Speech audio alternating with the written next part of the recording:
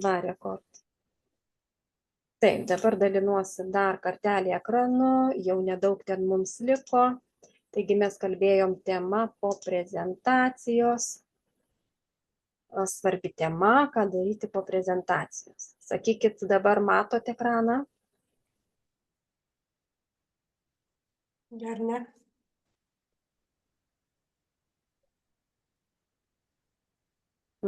Matosi? Nekrauna. Ne. Krauna, va dabar gal. Jau Va, matosi. yra. Jo, man rašė, netgi rašo. Tai va, tai dar kartelį pakartoju. Matau, kad esat pasiruošęs pradėti, esat pasiruošusi pradėti ir čia stop, mes daugiau jokios informacijos. Šitą įsiminsit, taip? Ir laukiam, žmogus pasakys, kad taip, vadinasi, mes sutarėm, kad duodam jam nuorodą registracijos, nusiunčiam tas foto, kur kaip registraciją pildyti ir viskas. Jei žmogus pasako ne, mes tada paklausiam, gal dar kažkokios informacijos jums norėtųsi gauti. Pasakykit, kas dar jūs domina. Na, žodžiu, gal dar suteikti reikės informacijos. Na, o jei pasakys, kad tikrai ne. Jo, toliau mes žinom, kad yra darbas dar ir su prieštaravimais, kad, sakykime, ten neturiu laiko, neturiu pinigų, neturiu dar kažko ir čia ne man, čia aš bijau, čia nerasiu žmonių. Vėlgi mes turim visą knygą, kurią tikrai siūlau paskaityti ir kaip atsakyti ir dirbti su šitais prieštaravimais, taip pat yra, sakau, galima pasimokinti ir į tuos prieštaravimus žmogui atsakyti. Vėlgi vedant po truputėlį tą žmogų iki to, kad pats atranda, jog iš tiesų tai niekas jam netrukdo tuo užsiimti ir pradėti ir išbandyti, kaip sakoma. Taigi marketingas toliau. Tai marketingas jau yra informacijos pateikimas. Tai, ką mes darom kasdien ir jau mes tos, kur seniau dirbam, tai tikrai žinom ir daug ką esame išmokę. Na ir mokiname tas, kurios tik ateina, tas naujokutes, kurios pradeda ir atėjusios klausia, tai kaip čia dabar nuo ko man čia pradėti. Taigi naujokai, kaip sakiau, pradeda nuo šiltųjų kontaktų ir pradeda nuo prospektingo pirmiausia. Su marketingu jie pradės dirbti, kada ateis į socialinius tinklus. Prieš pradedant darbą socialiniuose tinkluose, jie turi susitvarkyti savo profilį. Kaip susitvarkyti profilį irgi aš esu kalbėjusi ir kas nežino, tai tikrai dar kartą pakartosiu, padėsiu susitvarkyti, peržiūrėsim kartu ir būtina susitvarkyti profilį. Nes tai yra kaip foto ant paso, taip ir čia žmogus ieško žmogaus ir žmonės, kurie pamatė mūsų tekstus, postus, be foto ar su foto gali būti video įrašus, gyvos transliacijos, live, kaip mes sakom, pamatė trumpus vaizdo įrašus ir vaizdo klipus, tai yra tuos reelsus visokius. Jie ateina pasižiūrėti, o kasgi čia tą informaciją padeda ar neduoda. Taigi eina pirmiausia žiūrėti į profilį. Tai va čia jau sekantis marketingas bus tolimesnis darbas, prieš kurį susitvarkom savo profilį. Svarbu būk matomas visur ir pastoviai. Stengiamės, kad ir Facebook'e, ir Instagram'e, jeigu dirbam daugiau Facebook'e, išbandykit Instagram'ą, TikTok'ą pabandykit, kitus socialinius tinklus, na ten yra su Facebook'u surišta ir su Instagram'u, ir tas Thread dabar naujas. Tai nereiškia, kad aš paskiriu visą dieną ir kiekvienam socialiniam tinkle kažką tai vis naujo turiu prikurti, pridaryti. Ne, mes sukūrėme kažkokį video, dedam į visus socialinius tinklus tą patį. Kažką truputėlį prirašom, kažką ten įdedam kažkokius tai tuos vaizdelius ar dar kažką prikuriam, žiūrint, koks socialinis tinklas ką leidžia daryti. Ir tą pačią mintį, tą pačią idėją mes dedame. Dedame į visus socialinius tinklus. Bet tai turi būti daroma pastoviai, tai yra būkim matomos kasdien. Kasdien bent po kelius ten storius.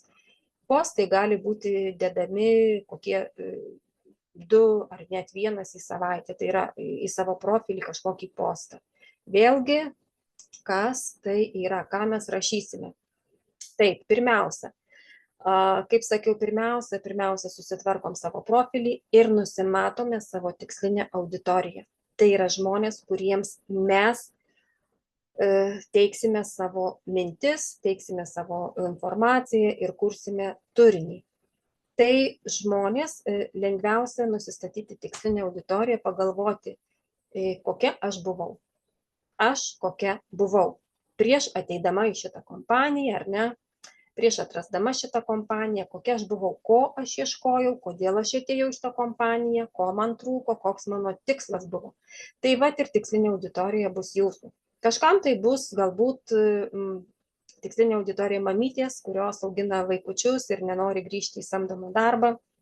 Kitiems bus atvirkščiai žmonės, kurie nori išeiti iš samdomo darbo, iš nemylimo darbo.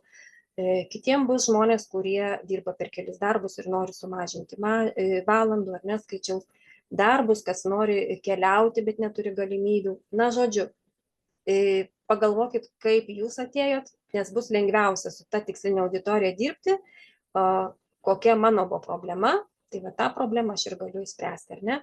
Surandame jos problemas, tai kaip sakiau, irgi norite išeiti iš samdomo darbo, bet nežinote, kaip tai padaryti, aš tą padariau. Ir duodame tai problemai sprendimą, parodome tų problemų sprendimo būdus, kaip galima įspręsti ir būtinai visą laiką pakviečiame veiksmui.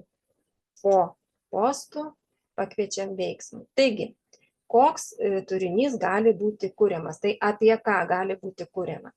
Tai žinoma, asmeninis gyvenimas ir mūsų įvykiai, bet vėlgi čia nusistatote ribas, kiek jūs norite to savo asmeninio gyvenimo rodyti. Kas nenori rodyti, viskas tvarkoj, vėlgi galite nerodyti. Galite rodyti gamtą, galite rodyti savo darželį gėlių, galite rodyti savo šiltnamį ir taip toliau. Be savęs rodymo, be vaikų rodymo, gal kažkas ten vyro nenori, tiesiog savo nusisprendžiat ir tai yra jūsų. Kiek jūs norite rodyti savo gyvenimą asmeninį ir kiek kažkokius įvykius ar kažką. Na, bet ten, jeigu, sakykime, einam į darbą ir mes pamatom gražų vaizdą gamtos, tikrai galime nufilmuoti ir įdėti. Va, jums ir asmeninio gyvenimo įvykis. Tai va, tai tokių postų turėtų būti apie 20%. Tai nėra sunku iš tiesų pafilmuoti trumpus reelsus, video arba kažką įdėti. Mokomieji pažintiniai tekstai. Vėlgi mes juos galime rasti iš savo įvairių mokytojų, mentorių, kuriuos stebime, kuriuos turime savo drauguose. Taip pat galime susirasti iš įvairių knygų, skaitome knygą, va, kažkoks tekstas patiko, imam ir parašom. Google, GPT, mūsų tas botas, ar ne, vėlgi jo galime paklausti, labai gražius tekstus jums parašys. Motyvaciniai postai, motyvaciniai video, tai vėlgi mes irgi ieškom motyvacinių žodžių, tiesiog Google įsivedam mintis apie tikslus, mintis apie gyvenimą, mintis apie sėkmę ir taip toliau. Motyvacinės mintys. Dėkingumo postai, sveikinimai įvairiausi, komandos narių pasiekimai, net ir mažiausi pasiekimai mes galim dėti ir džiaugtis. Mūsų renginiai, kokie vyksta renginiai, kokie vyksta mūsų kavos vatgerimo rytmečiai ar ne, kokie vyksta mokymai, mes viską galim fotografuoti, filmuoti ir dėti į savo postus, į savo storius, kurti reelsus ir taip toliau, čia jau kaip kas nori. Istorijų postai, lyderių sėkmės istorijos. Čia vėlgi galime ir postą įkelti, ir iš savo lyderių persisiųsti, ar ne. Tiesiog parašyti, kad tai mano lyderės sėkmės istorija, nukopijuoti ir įdėti. Taip pat galime daryti laivus su lyderiais, su sponsoriais ir taip toliau. Kodėlgi ne? Ne tik apie sėkmės istorijas, mes galim kalbėti ir apie produktus, ir apie viską. Klausimų postas, vėlgi, jeigu norim išsiaiškinti savo tikslinės auditorijos lūkesčius arba problemas, mes galime tiesiog užduoti klausimą.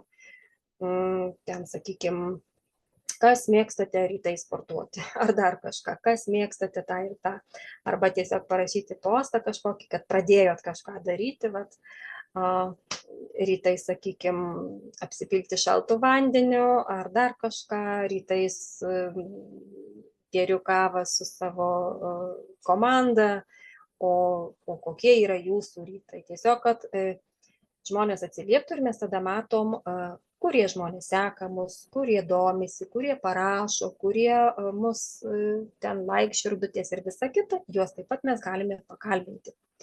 Ir svarbu posto gale būtinai palik kvietimą veiksmui. Jeigu mes rašom postuką kažkokį, tai parašom, kad parašyk man, arba jeigu sudomino, parašyk, atsiųsiu informaciją, arba duosiu tau kaip ir dovaną ten kažkokį tai PDF failą, kur bus informacija apie kažkokią tai ten jam svarbią problemą.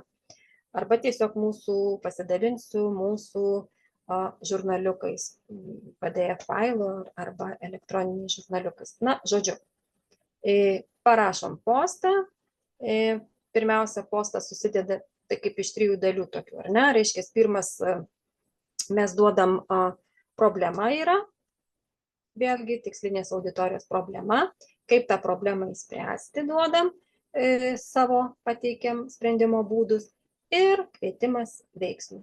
Parašyk, uždėk ten pliusiuką ar dar kažką, jeigu domina. Ir taip toliau. Taigi, man atrodo, čia viskas. Dėkui, kad žiūrėjote. Taip, dabar sustabdau.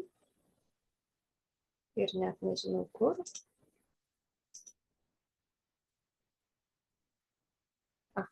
Viskas čia, kur dingo.